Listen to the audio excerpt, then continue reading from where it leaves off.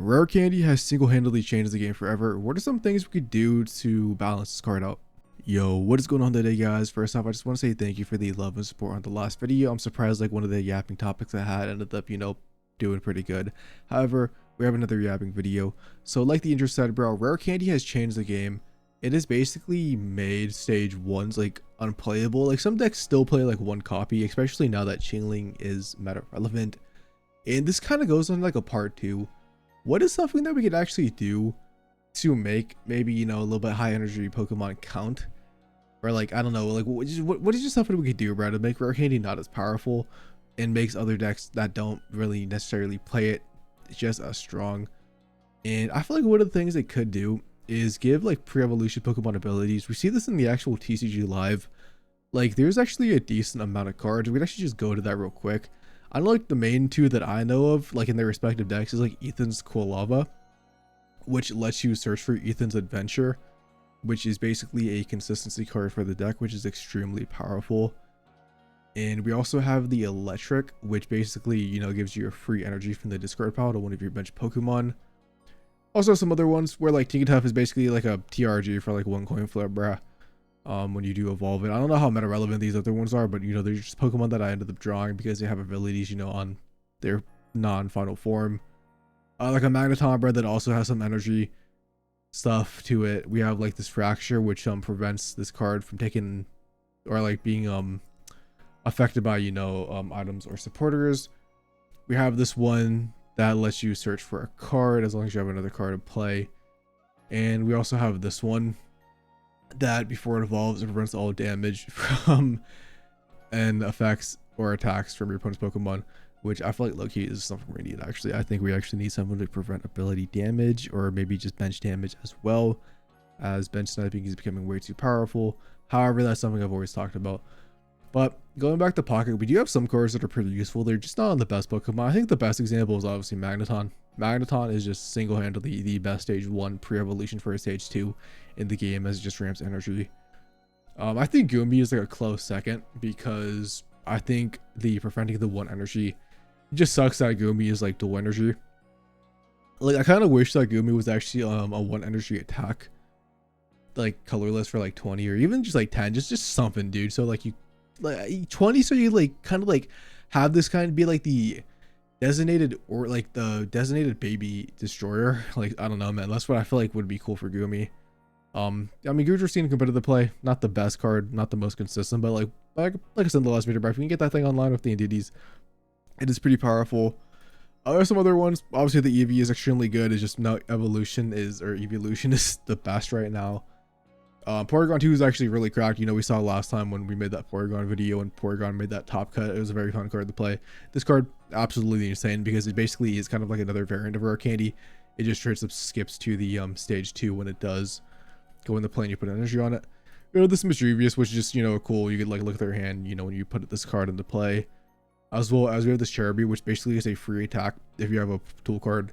And obviously only like the main real meta relevant ones are something like Magneton and the Eevee, the Goodra obviously, and then the Porygon kind of.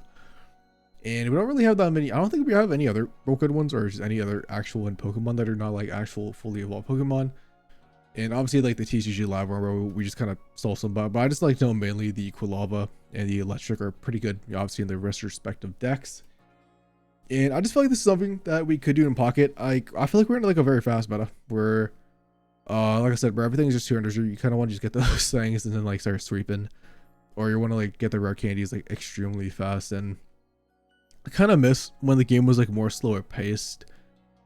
So I'm wondering if we can create really strong Pokemon. Like I don't know, like I feel like for any deck, dude, that has like high energy, we almost have to like maybe give them like a Magneton stage 1, or some sort of energy generation like a Stouzard, which is not the best situation to be in. But I'm kind of thinking of like what else they could do. I feel like they could give patches to every type. Like I actually think a grass patch would actually solve almost every single problem that I personally have with trying to make a grass deck, because I feel like grass Pokemon really has synergy. Like theoretically, like Decidueye and Pheromosa has great synergy. However, because Pheromosa is the 1 energy and like the Decidueye is 2, and it's pretty easily for Pheromosa to get knocked out nowadays, it's like like if you go first, like you're just like so down and bad on energy.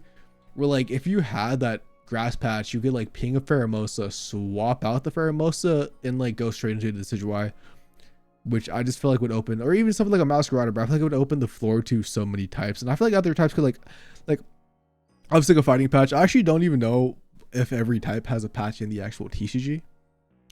So if we're looking at patches, not every type has one, but I mean, we have, I'm assuming this is Psychic. Yeah, we have Psychic, we have Dark patch, as well as we have the Aqua patch.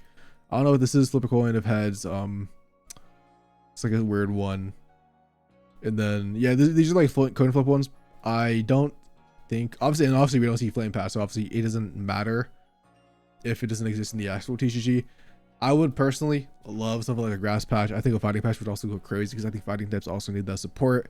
I wouldn't mind a dark one, but maybe with like Mega Absol, I don't know if we really need that one. Might be too broken potentially.